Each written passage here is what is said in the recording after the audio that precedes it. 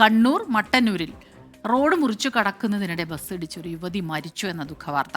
19-ാം mile സ്വദേശി ഗ്രീഷ്മയാണ് മരിച്ചത്. അരുൺ പൂപ്പറമ്പയാണ് വിവരങ്ങളുമായി കണ്ണൂരിൽ നിന്ന് ചേരുന്നത്. അരുൺ, ഈ അപകടം എങ്ങനെയാണ് ഉണ്ടായത്?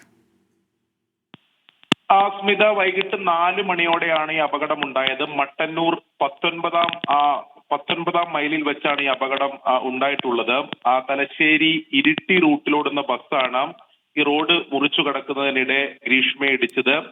തലക്ക് ഗുരുതരമായി പരിക്കേറ്റ ഗ്രീഷ്മയെ കണ്ണൂരിലെ ആശുപത്രിയിലേക്ക് കൊണ്ടുപോകുന്നതിനിടെയാണ് മരണം സ്ഥിരീകരിച്ചത്. ഈ അപകടം നടക്കുന്ന സമയത്ത് ഗ്രീഷ്മയുടെ ഭർത്താവ് ഒപ്പമുണ്ടായിരുന്നു. ഭർത്താവിന് മുന്നിൽ വെച്ചാണ് ഈ അപകടം ഉണ്ടായത്. റോഡ് മുറിച്ചു കടക്കുന്നതിനിടെ ബസ് വന്ന് ഇടിക്കുകയായിരുന്നു. ബസ് പരമാവധി വെട്ടി തിരിച്ചു മാറ്റാൻ ശ്രമിച്ചിരുന്നു എന്നതൊക്കെയാണ് നമുക്ക് ദൃക്സാക്ഷികളിൽ നിന്ന് ലഭിക്കുന്ന വിവരം. പക്ഷേ ബസ് ഗ്രീഷ്മയെ ഇടിച്ച് തെറിപ്പിച്ചു.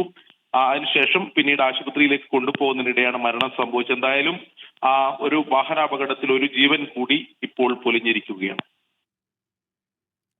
ശരി, കണ്ണൂരിലാണ് അപകടം നടന്നത്. അപകട വാർത്തയില്ലാത്ത ഒരു ദിവസം പോലും ഇല്ല എന്ന് പറയുന്ന രീതിയിലേക്ക് ഒരു ദിവസമെങ്കിലും ഇത്തരം അപകടങ്ങളുടെ വാർത്ത ഇല്ലാതെ ഇരിക്കട്ടെ, അതാണ് നമ്മുടെ പ്രാർത്ഥന.